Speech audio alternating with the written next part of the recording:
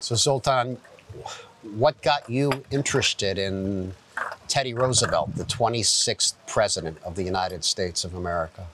For one thing, I've always been interested in U.S. presidents, but TR, as you mentioned, larger-than-life figure, and he was the first ex-president visiting Hungary back in 1910, and that would be a very interesting chapter in the long or not so long history of the relationship between the two countries. And he got he was welcome in Hungary for the reason that he visited Hungary when it was the junior party in the Austro-Hungarian monarchy.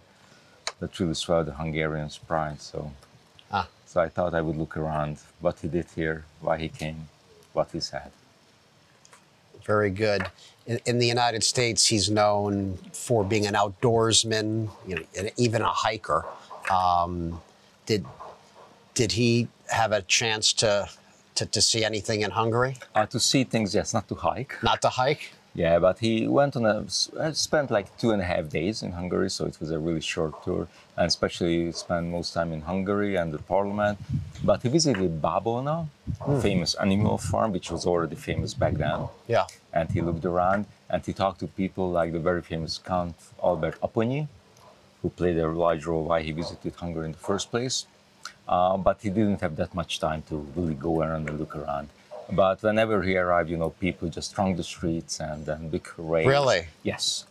And he had the speeches with an interpreter, with the help of interpreter, and people just, loved him. They loved because he knew Hungarian history, and he said the right things. But he was a professional diplomat after all. And he said really nice and kind things about Hungarians and their history, which they really appreciated a lot. Do Hungarians still remember this aspect of American? I don't think so. You think it's fading? That was one of the reasons why, I tried to make it come back. But probably the readership is a thin one. So in academia, I think it's more well-known. But if you ask everyday Hungarians, I don't think they would really... They wouldn't remember the visit. Remember the story. No. I see.